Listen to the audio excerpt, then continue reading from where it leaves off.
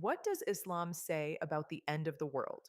Almost every major religious tradition has an eschatology, a vision of how things end, and Islam's is one of the most detailed in any scripture.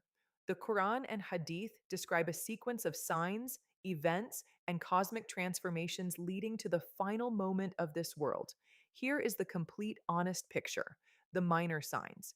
Islamic tradition distinguishes between minor and major signs of the approaching end.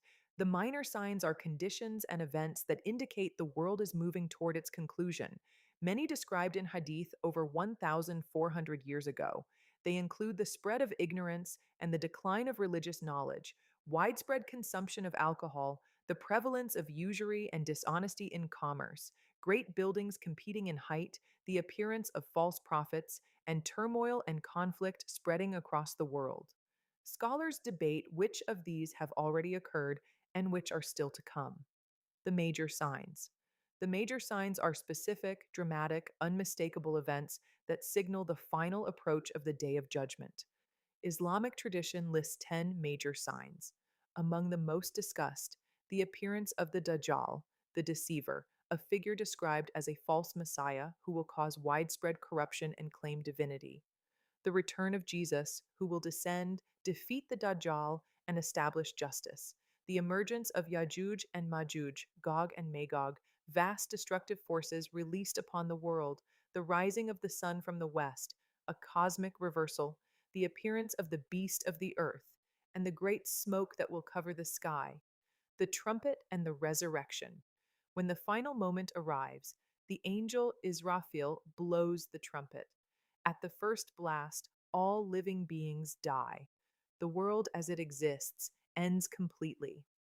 At the second blast, after a period known only to God, every human who has ever lived is resurrected, their souls returned to reconstituted bodies, and all of creation assembles for the final reckoning.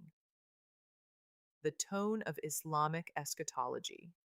What distinguishes the Islamic account is its constant emphasis on the unknowability of the timing.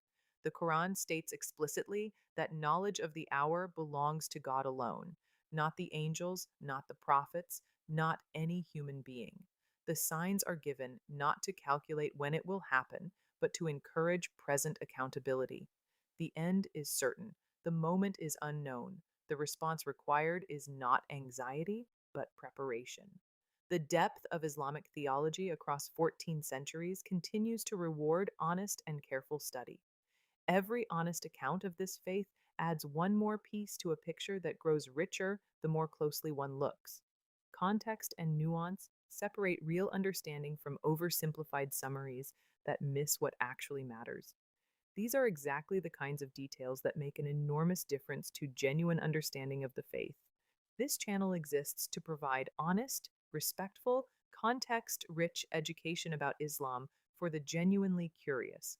Honest engagement with this material is exactly what this channel is built around every single day. The depth of Islamic theology across 14 centuries continues to reward honest and careful study. Every honest account of this faith adds one more piece to a picture that grows richer the more closely one looks. Context. Like if this gave you something. Subscribe, truth every day. I'm Noor. This is Islam with Noor. Thank you for listening.